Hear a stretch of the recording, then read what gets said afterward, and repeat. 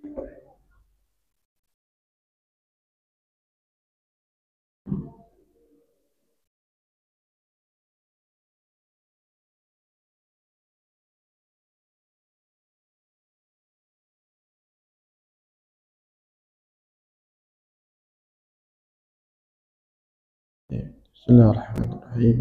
Bismillahirrahmanirrahim. Assalamualaikum warahmatullahi wabarakatuh.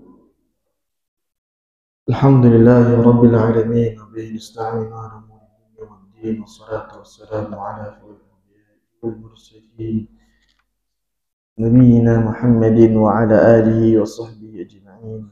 Ba'd. Ma'asyiral muslimin wa muslimat rahimakumullah. Alhamdulillah, berpuji milik Allah Subhanahu wa taala atas seluruh nikmatnya kepada kita semua,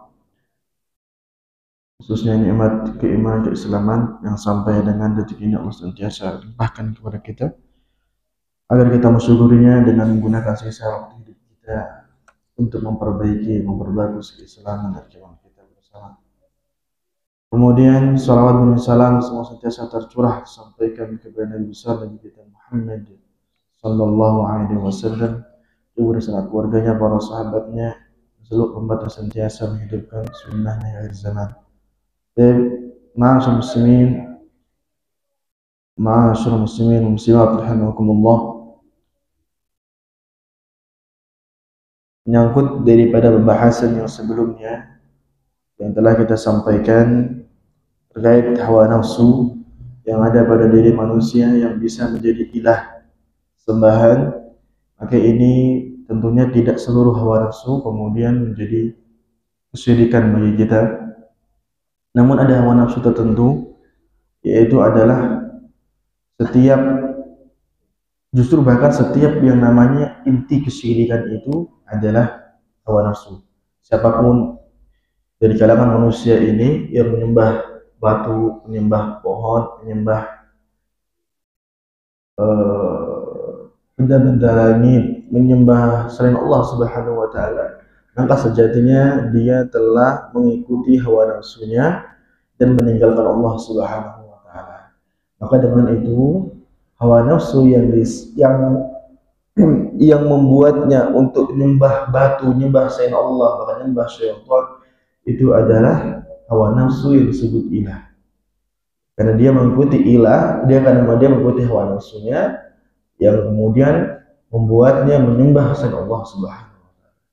Sehingga ketika hawa nafsu itu yang kita ikuti adalah hawa nafsu yang tidak membuat kita berpaling dari Allah Subhanahu wa taala. Maksudnya tidak membuat kita menyembah selain Allah, namun membuat kita makin jauh, membuat kita makin berdosa, bermaksiat, maka hawa nafsu itu dihukumi sekadar sekedar kesesatannya atau penyimpangannya. Jadi bisa jadi hawa nafsu itu tidak syirik, tetapi dia jatuh ke dalam dosa. Allah Subhanahu wa taala pernah berfirman ya dalam ayat yang mulia, innamat taubatu 'alallahi lilladzina ya'maluna as-su'a bijahalah. Sesungguhnya Allah Subhanahu wa taala hanya menerima taubat dari orang-orang yang melakukan dosa karena kebodohan. Kebodohan di sini adalah maksudnya bukan tidak tahu itu dosa lalu diterima taubatnya ketika dia bertobat, bukan, tapi dia berbuat dosa, dia berbuat bodoh. Kenapa demikian? Karena dia dibekali oleh Allah Subhanahu wa taala akal yang harusnya digunakan untuk menimbang apakah yang dia pilih pahala ataukah yang dia pilih dosa. Ketika dia pilih dosa, maka itu kebodohan. Dia meninggalkan sesuatu yang lebih baik dan menguntungkan dia, namun dia mengambil hal yang membahayakan dirinya. Itu kan nggak masuk akal sehat, nggak masuk pilihan akal sehat. Tapi dia pilih dorongan hawa nafsu. Sehingga hawa nafsu yang seperti ini, hawa nafsu yang mendorong seseorang untuk beramal keburukan, yang membuat dia bersikap bodoh, itu namanya hawa nafsu. Ya, hawa nafsu yang menjadi mesin pencetak dosa, bukan hawa nafsu yang menjadi sesembahan sebagaimana dalam ayat. Adapun hawa nafsu yang disebut dalam ayat ini adalah ketika kita menyembah selain Allah Subhanahu wa taala. Dan kita tahu bahwa tidak ada yang pantas disembah selain Allah sebenarnya. Ataupun kita nggak tahu, karena mungkin kita itu memang tengah dibodohi oleh hawa nafsu kita, disesatkan oleh dia, kita nggak tahu persisnya. Kita anggap bahwa ini punya kekuatan, ini punya energi, ini punya kuasa, tapi padahal dia batu, benda mati. Padahal dia pohon, benda mati. Padahal dia syaitan, hal gaib. Dan itu semua adalah tidak pantas jadi sesembahan.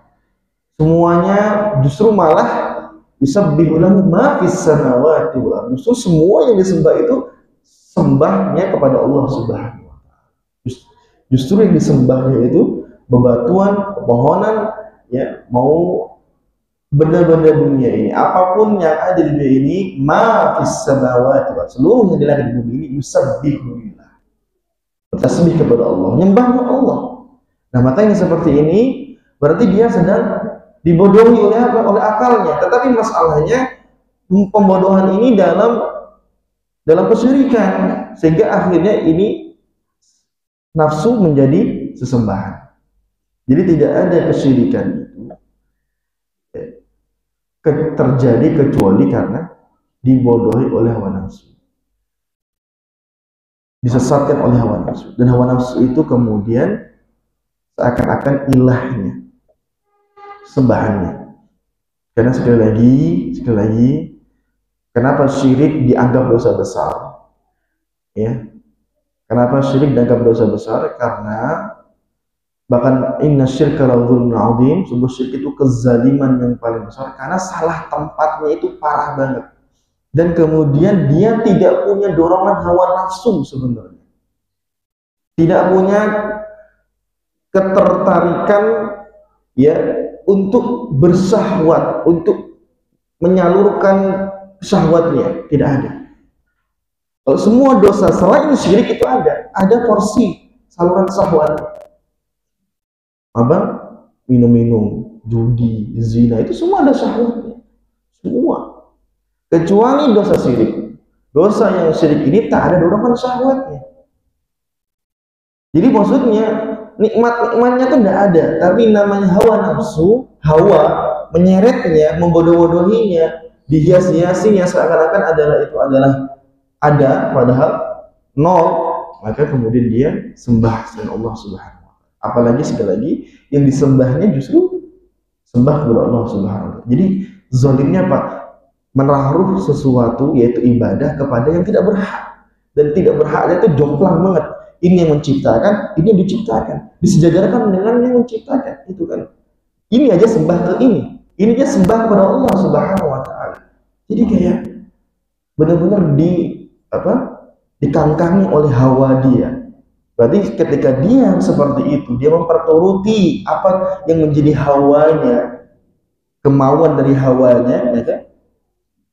Dia sedang menyembah hawa nafsu.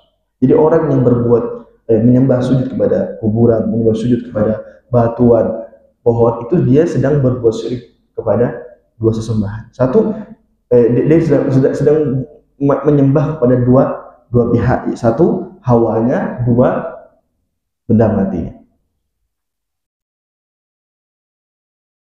Hawa yang menyeret dia ke situ. Lalu kemudian benda tersebut yang menerima sujudnya, menerima sembelihannya, seperti itu. Waman adhallu mimman yad'u min dunillah.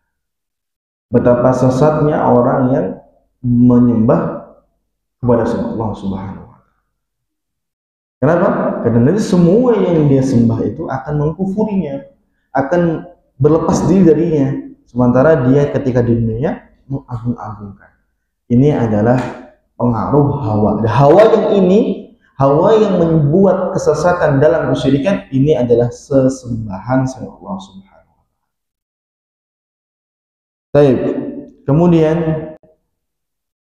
kamal ubudiyyati bi kamali taslimi wal ittiba', qala al-muallif rahimahullah. Ya, kamal ubudiyyati bi kamali taslimi wal ittiba', sempurnanya penghambaan dengan sempurnanya pasrah dan ittiba'. Wa ammal ubudiyatul mutlaqatu fala ya'rifu sahibuha bismin mu'ayyanin min ma'ani asma'iha fa innahu mujibun lida'iha wa 'ala ikhtilafi anwa'iha falahu ma'a kulli ahli ubudiyatin nasibun yadribu ma'ahum bisahmin fala yataqayyadu birasmin wala isyaratin wala ismin wala biziyyin wala tariqin wad'i istilahiyyin bal in su'ila an syaihi qala ar-rasul wa in tariqi qala ittiba' wa in khirqatihi qala libasut taqwa. Ini pernyataan siapakah ini? Ini adalah pernyataan Ibnu Al-Qayyim rahimahullah. Kata beliau gini, wa amal ubudiyatul mutlaqatu fala yu'rafu sahibuha bismin muayyanin. Yang namanya hambanya Allah tidak dikenal dengan nama tertentu, tidak dikenal dengan panggilan tertentu, min ma'ani asma'iha, nama-nama khusus untuknya tidak ada. Fa innahu mujibun lida'iha ala ikhtilafi anwa'iha, karena sesungguhnya nama-nama tersebut itu, kalau ada nama-nama tertentu untuk seseorang, itu mujibun lida'iha ala ikhtilafi anwa'iha apa? Bukan menjadi karakteristik daripada penghambaan kepada Allah Subhanahu wa taala. Falahu ma'kulli ahli ubudiyyati nasibun yadribu ma'ahum bisahmin. Padahal sebenarnya seorang hambanya Allah Subhanahu wa taala itu adalah orang-orang yang justru yang namanya hamba berarti menghambakan dirinya pasrah kepada Allah Subhanahu wa taala. Fala yataqayyadu birasmin, tidak pernah terbatas terkekang dengan apa? Resmi atau tidak resmi, wala isyaratin, dengan atribut atau tidak. Dengan isyarat maksudnya adalah tanda pengenal atau tidak ada tanda pengenal, tidak ada tertekan, terkait, terikat dengan hal itu. Wala ismin wala biziyyin, tidak ada nama pula, judul tertentu, nama tertentu, dan tidak ada pakaian bahkan seragam tertentu. Wala tariqin wad'in istilahiyyin, tidak ada metode-metode yang tersendiri yang dibuat-buat, ya, maksudnya torikoh yang kita sering dengar, torikoh ini, torikoh itu. Bal in su'ila syaihi, ketika dia ditanya siapa gurunya, qala rasul, dia jawab adalah Rasulullah SAW. Dan bagaimana cara agamanya, qala ittiba. Dan bagaimana pakaiannya libasut taqwa. Wa an madhabihi, dan bagaimana madhabnya adalah tahkimus sunnati, menjadikan sunnah sebagai hukum hidup. Makanya ada pondok namanya Tahkimus Sunnah di mana, Pekalongan, Lampung, Punggur, yang benar itu ada Tahkimus Sunnah. Dari sini nih kayaknya tahkim, karena ini ucapan Ibnu Qayyim, yang baca Madarijus Salikin insyaallah dapat. Tahkimus Sunnah, yaitu menjadikan sunnah sebagai hukum hidup.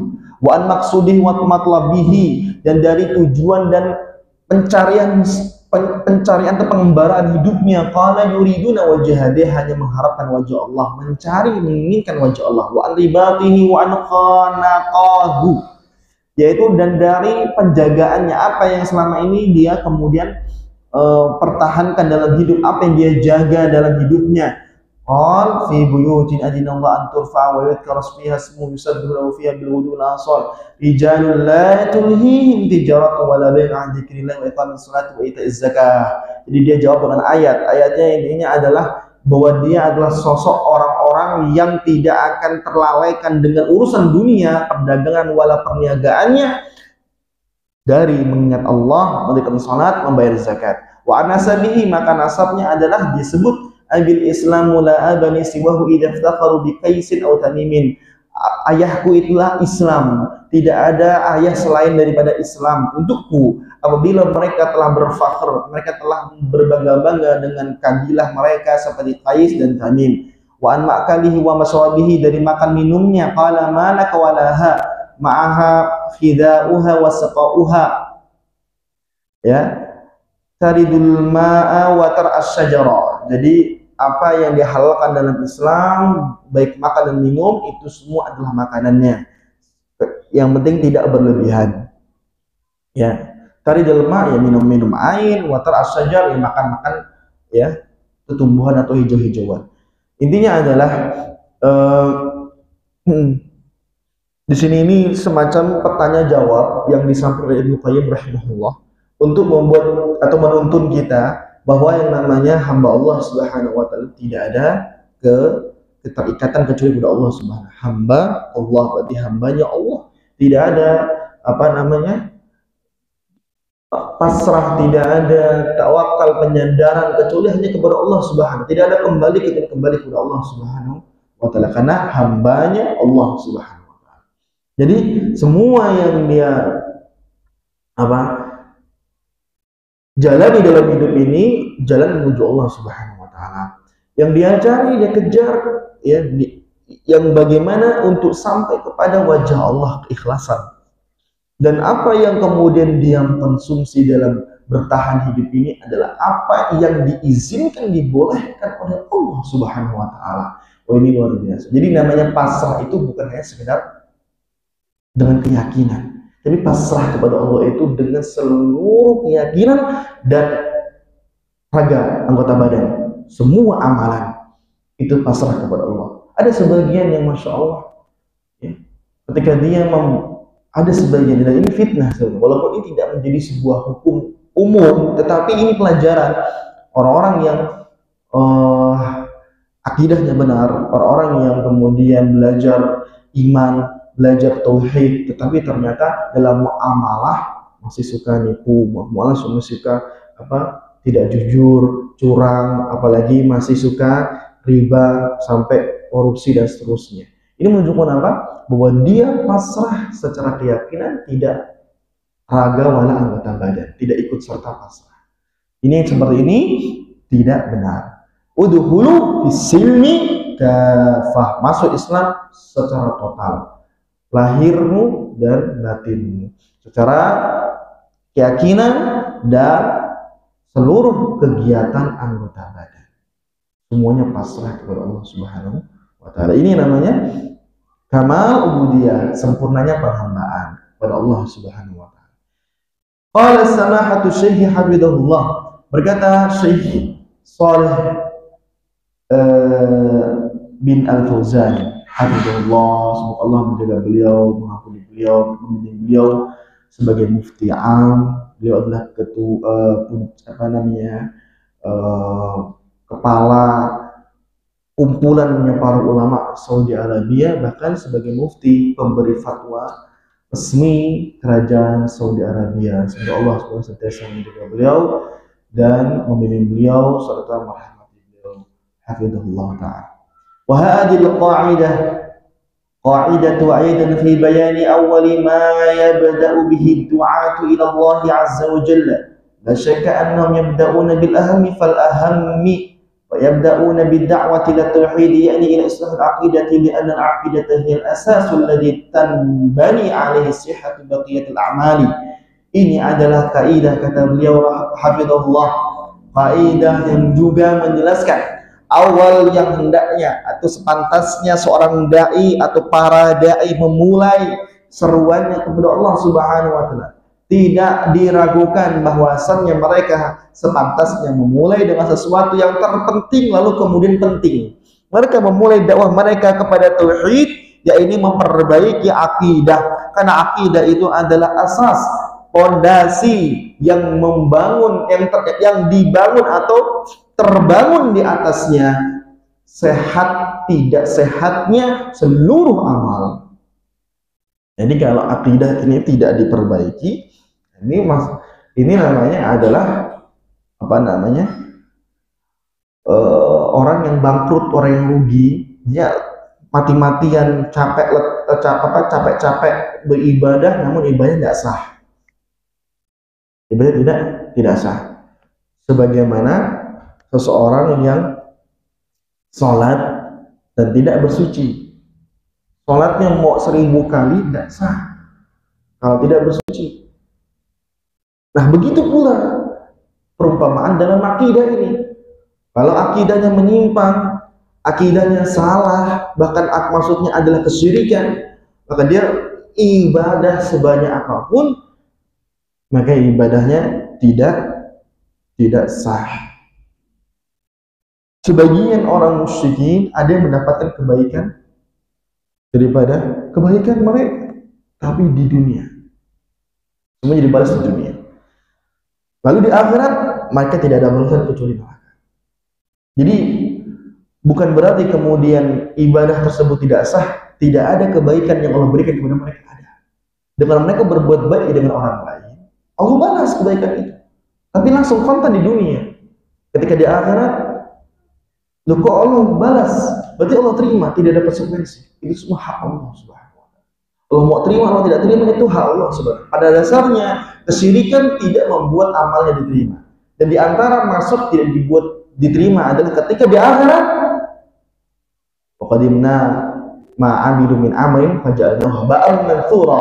Ketika mereka dihadirkan, kami tampilkan perbuatan-perbuatan baik mereka, kami hanguskan, kami jadikan perbuatan itu berterbangan, tidak tersisa. Artinya tidak diterima.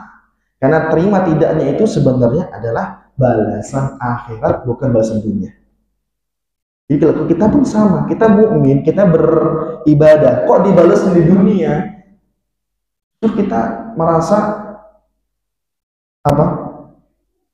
Merasa hanya balasannya, hanya balasan di dunia, itu merasa bahwa itu seakan-akan amal ini tidak diterima, atau amal ini seakan-akan tidak berguna, sementara kita butuh amal itu gunanya di akhirat. Ada di dunia ini pasti Allah berikan nikmat, yang kufur aja dikasih nikmat, masa yang mukmin dikasih nikmat. Masalahnya apakah iya kita beribadah cari imbalan dunia? Itu kan sudah apa ya?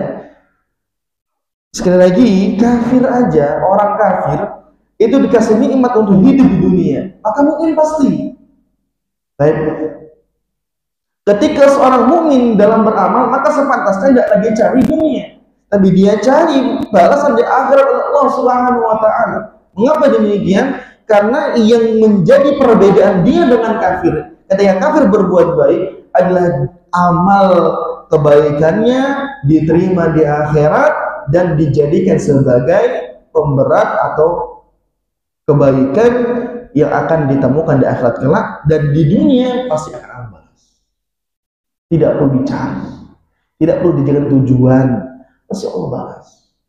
Jadi ada konsep sedekah ya, 10.000 pasti balik 100.000, karena satunya 1.000-nya dikali 10 kebaikan. Akhirnya dia keluarkan 10 juta.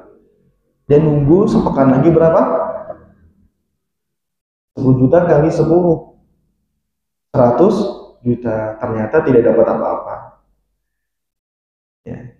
Itu orang nanam rumput, lupa nanam padi. Dapatnya rumput aja ya. Harusnya dia nanam padi, maka dia akan dapat rumput dan dapat yang lainnya. Ini adalah yang perlu kita perhatikan. Lalu kemudian ma'asyiral muslimin wal muslimat rahimakumullah, mengapa akidah yang pertama? Mengapa akidah yang awal? Bahkan nih ketika Rasulullah SAW utus Mu'adz bin Jabal kepada siapa? Kepada ahli kitab. Ahli kitab ini siapa? Orang-orang yang telah dapat Alkitab. Sebut ahli kitab karena mereka mendapat kitab. Kitab apa? Kitab dari langit. Seperti apa? Taurat dan Injil. Siapa mereka? Yahudi dan Nasrani. Ketika Mu'adz bin Jabal diutus kepada mereka ahli kitab, artinya mereka kenal Allah enggak? Kenal. Mereka beribadah kepada Allah? Iya, tapi mereka berbuat syirik kepada yang lainnya. Itu yang pertama kali diminta oleh Rasulullah SAW kepada Mu'adz bin Jabal, "Falyakun awwala ma tad'uhum ilaihi syahadatu an la ilaha illallah wa anna Muhammadar Rasulullah." Maka hendaknya yang pertama kali engkau dakwahkan adalah tauhid. Tauhid itu adalah hanya beribadah kepada Allah dan mengikuti Rasulullah SAW. Baik. Kalau beribadah kepada Allah, mereka sudah, tapi mereka juga berbuat syirik. Yang belum mereka ittiba, yaitu mengikuti Muhammad SAW. Sehingga mereka masih kufur, karena kufur kepada Muhammad SAW. Baik. Maka yang menjadi catatan kita itu, mengapa di ahli kitab yang apa? B2 boleh ya di ahli kitab? Lalu kemudian ada banyak kerusakan yang lainnya, apalagi kerusakan akhlak yang ya gimana loh, Taurat, Injilnya diganti-ganti sama dia. Dan parah, sampai kitab dari Samawinya itu bisa dirubah oleh tangannya. Yaktubuna bi aidihim thumma yaquluna hadza min indillah. Mereka tulis ulang, salin dengan tulisan tangan mereka, lalu mereka mengatakan ini dari Allah. Bayangkan, yastaruna bi ahdillahi tsamanan qalila. Mereka beli yang apa yang Allah janjikan seandainya mereka taat dengan harga yang murah. Ya, Injil dijual belikan, ya, tekad mereka ganti, padahal cuma dapat berapa sih? Sebanyak-banyaknya harta di dunia itu remeh bagi Allah Subhanahu wa taala. Besar pahala Allah jika taat. Nah, di situ kerusakan mereka tidak dibereskan. Yang perlu dibereskan adalah akidah. Begitu pula Nabi SAW ketika Nabi datang kota, awal dakwah di kota Mekah. Mulai dari dakwah sirriyah, lalu mulai dakwah jahriyah, dakwah sembunyi-sembunyi sampai dakwah terang-terangan. Dakwah terang-terangan mulai dari keluarganya, lalu kemudian masyarakat sekitarnya, kaum-kaum yang dekat dengannya. Bayangkan bagaimana Nabi SAW memulai dakwah dengan tauhid, padahal jelas-jelas mereka ini punya banyak kerusakan, punya markas judi yang di situ judinya sudah jual istri, bukan lagi jual harta. Lalu kemudian punya kedai Homer, dan kedai Homer ini disebut sebagai kedai kenikmatan, ya, paling berkelas, kedai yang paling berkelas, itu menjamur, hampir semua kedai adalah Homer. Lalu kemudian pembunuhan, perampokan, banyak sekali. Tetapi Nabi SAW mulai dengan akidah. Mengapa demikian? Karena ketika seseorang telah berakidah dengan benar, maka dia akan tinggalkan segala kerusakan dengan sendirinya penuh kesadaran. Sementara kalau seandainya Rasulullah SAW awal kali dakwahnya, ya, adalah jangan minum khamr, jangan berzina, kata Aisyah, maka kaum tersebut tidak akan meninggalkan zina, tidak akan minum khamr. Kenapa? Karena mereka suka zina, karena mereka suka khamr. Kok dilarang? Tolak dakwah. Bagaimana mereka mau terima, mau iman aja tidak masuk dalam diri mereka, dan itu sedang mereka sukai, menghalangi syahwat mereka. Maka itu Rasulullah SAW, ya, menjadikan para sahabat sampai Abu Bakar, Umar, Utsman, Ali itu semua beriman lebih dahulu, dan sementara syariat Islam itu belum ada sempurna. Sholat belum selengkap sekarang. Di Mekah itu belum ada sholat yang selengkap sekarang ini, kecuali di tahun ke-10 Hijri, ke-10 sebelum Hijriah, 10 kenabian. Di tahun itu, di 11, 12, 13 baru mereka sholat 5 waktu. Sebelumnya ngapain? Bertahun-tahun. 10 tahun Nabi dakwah, ngapain mereka? Artinya ada banyak yang masih PR yang perlu diperbaiki dari alat mereka. Tapi Nabi tekan akidah, digembleng 10 tahun akidah. Apa akidah? 10 tahun kita berapa tahun belajar akidah? Kajiannya mungkin sepakaran 2 kali, sepakaran 2-3 kali. Itu berlangsung berapa tahun? Apakah kita memang benar-benar, ya, merasakan waktu yang panjang belajar akidah ini? Sudah berapa tahun? Bayangkan mereka 10 tahunan, itu masih terus berlanjut tentunya. Nah, ini maksudnya gini, itu semua syariat-syariat yang lain itu belum diturunkan, belum ada, masih akidah saja, masih tentang tauhid, lagi kembali ahad, Allah yang esa, Allah yang berhak, taslim, pasrah kepada Allah Subhanahu wa taala. Maka sampai kemudian kita dengarkan bagaimana orang-orang yang hadithu ahdin bil kufr, baru masuk Islam, sudah akidah udah terima, tapi apa yang mereka dapati ketika mereka melihat orang-orang satu kaum, ya, ada orang-orang kumpul, ada pohon, mereka kelilingi pohon tersebut, mereka gantung senjata-senjata mereka, mereka anggap ini berkah nih pohon, mereka kemudian sucikan, agungkan, dan mereka jadikan jimat untuk pedang mereka kalau mereka nanti ingin berperang, pedang ini sakti. Wah, gitu. Yang itu Nabi aslihatahu, mereka gantungkan di pohon tersebut senjata-senjata mereka keliling, mereka bertawaf di situ, mereka berdoa kehadap pohon tersebut. Apa kata Rasulullah? Apa kata orang-orang yang baru masuk Islam? Dan ini sahabat Rasulullah SAW. Ini kita teladani. Ketika mereka kali masuk Islam, mereka masih apa? Ija'alana ilahan kamalahum alihah. Seakan-akan mereka terjatuh kepada apa yang mereka lihat. Ya Allah, ija'alana dzata anwatin kamalahum. Ya Rasul, tolong tentukan kepada kami pohon yang keramat. Jadi mereka ini masih apa? Masih tersisa, ya, bekas-bekas kebiasaan, ya, syirik lamanya. Jadikan satu pohon, tentukan mana pohon untuk kami gantungkan senjata kami, supaya kami juga merasakan apa keramatan pohon tersebut di pedang kami. Terus Rasulullah SAW mengatakan, itu kalian ini Allahu Akbar. Ya Allah Maha Besar, kalian ini sedang meminta apa yang pernah diminta oleh kaum Musa kepada Musa. Ij'alna ilahan kama namanya. Wahai Musa, kami minta sesembahan sebagaimana mereka disembahan. Musa nggak gubris, apa yang dilakukan Bani Israel buat sendiri. Itu bedanya sahabat dengan Bani Israel. Kalau Bani Israel nggak dibuatkan oleh Musa, ditinggalkan oleh Musa, ternyata malah buat sendiri. Kalau sahabat Rasulullah hanya minta, karena mereka baru. Intinya adalah bagaimana Rasul dakwahkan namanya akidah, tapi masih ada sisa. Masih ada sisa. Jadi gimana kalau dakwah itu sudah bukan pertama kali akidah, kemana-kemana, bahkan sampai yang pertama kali itu adalah politik membenci penguasa, hanya untuk mencari simpati dan suara, sehingga mereka dari kekecewaan dan tidak puas dengan kebijakan, mereka koleksi, lalu jadikan kita satu visi, kita satu misi. Jangan bahas fikih, taharah, fikih salat. Itu dulu yang baik mereka bahas. Apalagi masalah akidah, kata mereka ketinggalan. Terlalu lama merubah umat dengan akidah. Muter-muter dulu.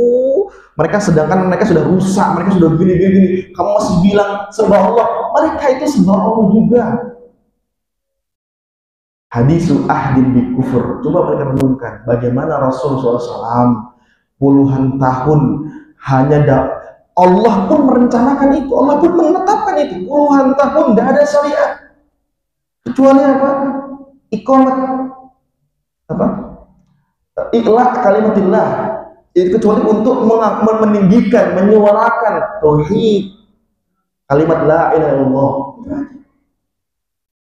Lalu bagaimana para sahabat yang kemudian masuk Islam dan masih punya sisa? Dan itu para sahabat, dan bagaimana mereka kemudian menjadi orang yang semua mereka ini contoh teladan umat ini. Maka bagaimana mereka mengenyam agama kali pertama, begitulah kita harus mengenyam agama kali pertama. Apa yang mereka kenyam? Akidah. Tidak bisa mau baik buntutnya, tapi nggak ngikutin kepalanya. Tidak bisa ekor misah dari kepalanya, tidak bisa. Kepalanya ke sana, ya ekornya ikut. Lah kalau mau tidak mau ikut, bagaimana memulai agama ini, mengawali agama ini sebagaimana para sahabat? Kalau nggak sabar, kalau nggak relevan, tidak lagi sesuai zaman, maka putus ekor ini, berdarah-darah, luka. Apakah ekor ini bisa gerak? Tambah kepala, selesai. Dia akan membusuk, binasa dalam kesesatan dan penyimpangan. Baik, ini mengapa akidah pertama kali. Sabar. Mereka 10 tahun, kita belum dapat apa. Itu pun masih berlanjut. Itu pun masih ada sisa-sisa. Masih ada salah dan lain. Yang benar, yang jelas jangan nilai ya metode ini dari orang. Karena orang itu bisa salah. Tapi melihat daripada metodenya sudah benar. Dia belajar nih untuk awal kali dia memperbagus Islamnya, akidah dulu bagus. Adapun dia ada salah, ada apa, itu sisa-sisa. Dia akan memperbaiki terus selama di istiqomah belajar. Kita azan dulu sebelum kita lanjutkan.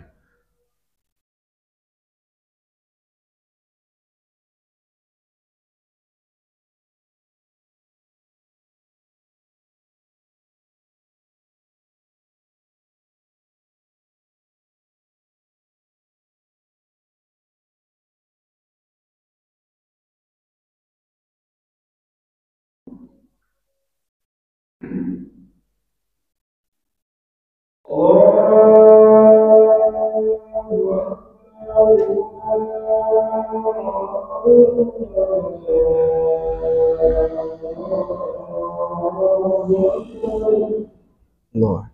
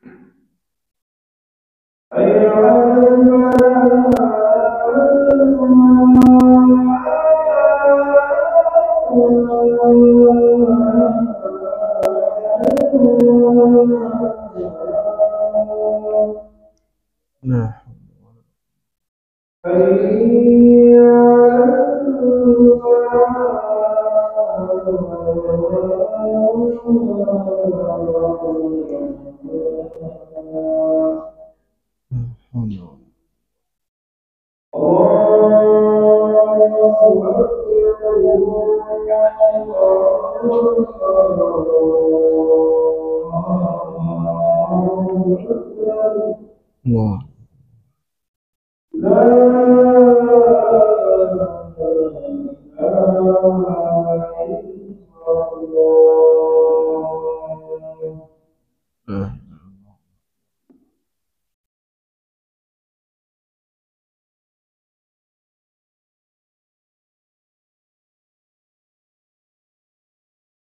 Baik. Sedikit kita lanjutkan, Mas Muslimin, semua rahimakumullah. Daripada pernyataan tadi bahwa akidah ini asas untuk sehatnya atau sahnya amalan. Ya. Jadi mulai sholat, zakat, puasa itu awalnya kan syahadatu an la ilaha illallah wa anna muhammadar rasulullah. Yaitu awalnya adalah ketika dia telah bersaksi, dia telah berakidah yang benar kepada Allah Subhanahu wa taala. mengesahkan Allah dalam ibadah. Ada dua catatan. Pertama adalah ketika dakwah memulai dakwah bukan dengan akidah tapi dengan perbaikan akhlak. Ini adalah kurang tepat karena perbaikan akhlak tidak akan mungkin bisa ditempuh tanpa dakwah akidah, dakwah tauhid. Itu disaksikan oleh sejarah, tidak mungkin dinafikan. Bagaimana Rasulullah SAW akhlaknya mulia. Kenapa? Karena akidahnya benar. Karena akidahnya benar. Maka Nabi SAW memperbaiki akhlak kaumnya dengan menanamkan akidah terlebih dahulu. Dan yang kedua, bahwa yang namanya akidah itu adalah materi akhlak. Akhlak bersama Allah. Akidah itu akhlak bersama Allah Subhanahu. Sehingga tidak mungkin akidah dan akhlak dipisahkan. Ini karena akidah itu akhlak bersama Allah Subhanahu. Kalau sudah akhlak sama Allah yang menciptakannya sudah baik, maka akan baik akhlak bersama-sama manusia. Akan baik.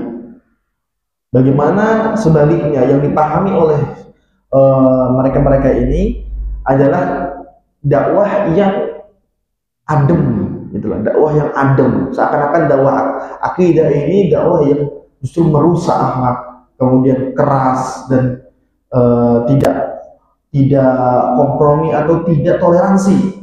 Nah, seperti itu. Masuk poin berikutnya.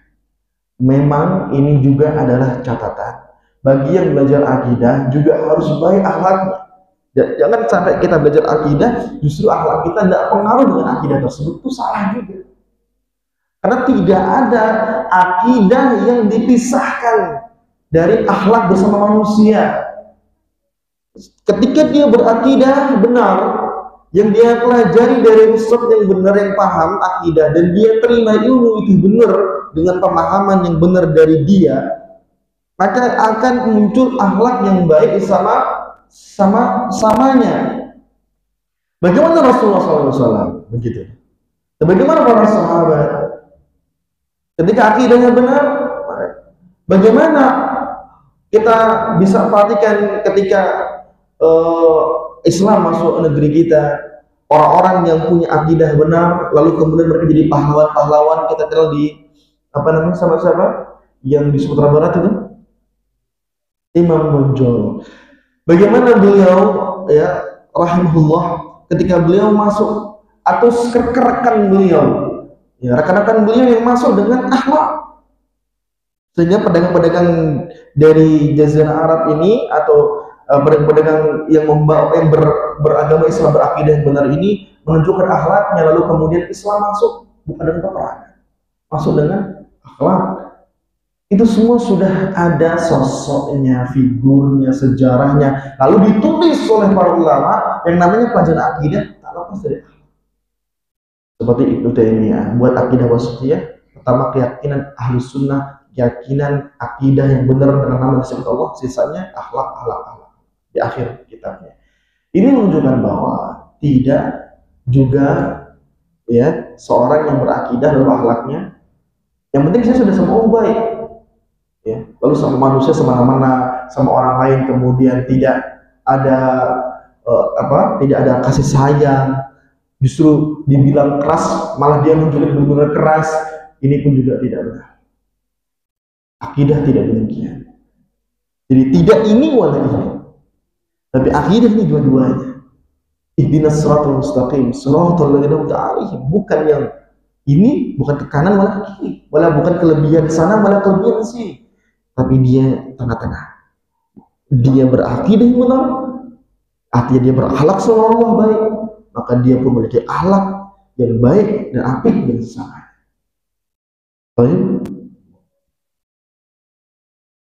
Baik. Wa hadha syai'un mutaqarrirun atau mutaqarrarun fil uqul. Ini ada sesuatu yang diiyakan oleh akal. Jadi kita sudah bahas akal nih. Wa minal mutaqarrar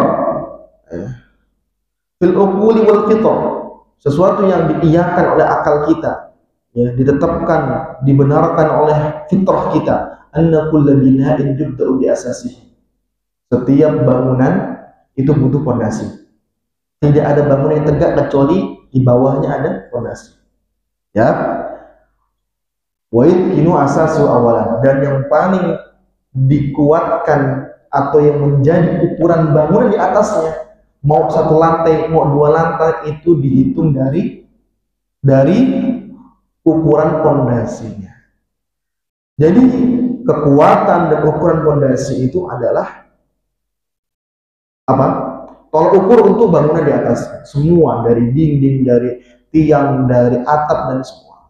Lantai 1, lantai 2, lantai 3. Maka asas dari itu akidah itu seperti fondasi. Jadi jangan buru-buru langsung belajar pintu, langsung belajar, langsung pasang pintu, langsung pasang tiang, sementara fondasinya belum kering, belum kokoh.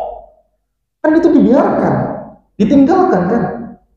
Pasang fondasi selesai, lalu kemudian dibiarkan, ditinggalkan, biar kokoh dulu, padat, kering, keras, baru lanjutkan pekerjaan. Nah, seperti itu. Yang namanya fondasi itu tidak bisa ya instan wala kontan, nggak bisa. Dia harus butuh hari, bahkan butuh bulan-bulan, lalu bahkan butuh tahun-tahun, lalu kemudian ya kokoh nggak? Dia diterjang ini, fitnah ini, dia bisa nggak gunakan apa yang dia pelajari, apa yang dia yakini untuk menghadapi semua itu. Kalau sudah kokoh, maka dia nanti kemudian akan bisa membangun yang lainnya di atasnya. Dia bisa bangun yang lainnya. Akhlaknya pasti baik, baik, tidak ada yang goyong gitu, nggak ada, karena fondasinya tegap, fondasinya kuat, maka bangunannya pun ke atas bagus. Itu kan yang dilihat. Itu kan yang dilihat. Oh, rumah tuh cantik. Wah, rumahnya mewah. Dia nggak tahu fondasinya. Seharusnya dia syukuri itu fondasinya, karena yang membuat mewah, dipuji-puji, oh ornamennya, oh ini estetik dan lainnya, itu kan gara-gara ada fondasi di bawahnya. Fondasi yang sudah bagus di bawah. Juga kalau rumahnya estetik tapi fondasinya asal-asalan, miring rumahnya, mau dipuji ya akan dipuji, bahkan membahayakan. Rumah itu pun dijual nggak laku, dikasih pun orang nggak mau, bahaya daripada ketiban bangunan. Maka untuk itu fondasi sesuatu yang terbenam dalam tanah, akidah tersimpan dalam dada. Ketika dia baik, bangunan indah di atasnya terlihat oleh siapapun yang melihatnya. Begitu pula ketika dia baik, akidah itu dalam dada, maka akan indah perangainya, disaksikan oleh siapa yang menyaksikan. Jadi ini perlu diperhatikan oleh kita semua. Ya, wahada summa yuqamu al-bina wahada syar'un mutaqarrarun fil uqul kama huwa al-warid fi syar'. Dan itu secara akal dan begitu secara syariat.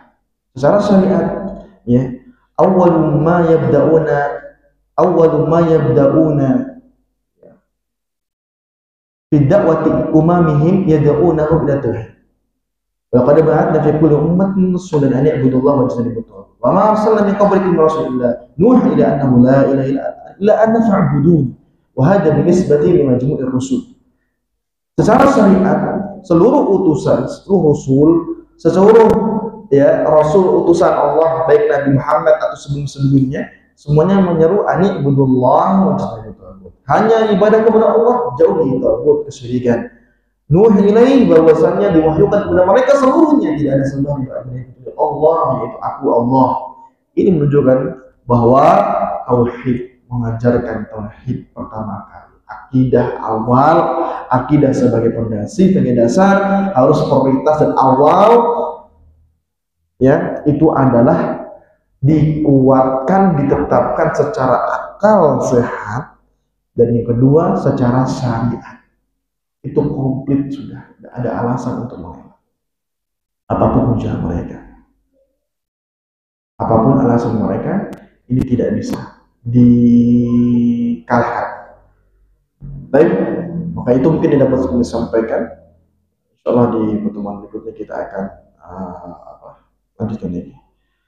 Sambil mengumumkan bahwa insya Allah berarti di pekan berikutnya atau menggantikan kitab At-Tibyan itu nanti insya Allah adalah buku-buku akidah. Jadi kita buat dari kitab Usul Salasah, di mana kitab Usul Salasah itu nanti dibuat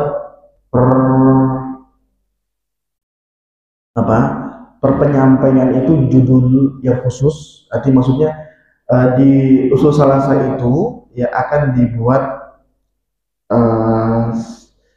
per bagiannya judul-judul yang sesuai, yang tujuannya adalah memfokuskan. Jadi setiap bagian itu fokus bahas ini supaya tidak tercampur aduk dengan bagian-bagian lainnya. Karena yang namanya kitab-kitab itu seperti itu. Dia selalu masuk ke sini, nanti masuk berikutnya lagi. Nah, kita akan buat awal kali dari kitab Usul Salasah, bagian-bagian judul tertentu, dan dalam proses belajar ini nanti kita akan kasihkan semacam buletin, semacam lembar panduan yang bisa disimak dalam belajar itu nanti. Lalu kemudian itu terus berlanjut sampai pondasi atau pondasi pertama, pondasi kedua, pondasi ketiga, dan terus nanti kitab berikutnya kita tentang akidah lagi, tentang usul iman, ya, membangun keimanan, terus naik lagi sampai akhirnya mungkin kita nanti akan bahas kitab tauhid juga, karena di sini sudah ada pelajaran kitab tauhid. Nanti pada saat yang mungkin sudah selesai di kapan Allah takdirkan, kembali kita membaca kitab tauhid lagi, terus naik lagi kitab yang lainnya dari kitab-kitab akidah yang ada di perbendaharaan ilmu Ahlussunnah wal Jamaah. Wallahu ta'ala bishawab. Itu saja. Mungkin ada pertanyaan sebelum tutup, kami bersyukur. Ya. Assalamualaikum warahmatullahi wabarakatuh.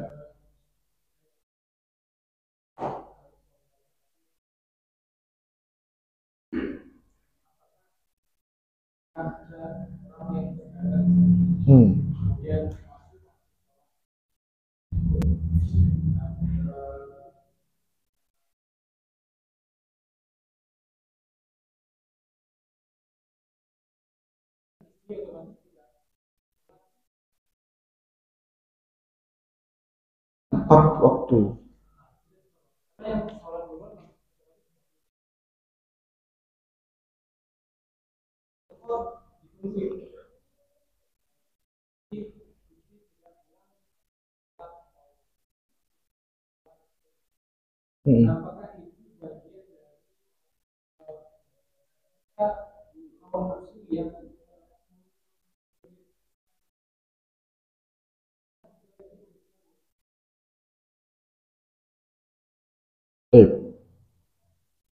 Ya,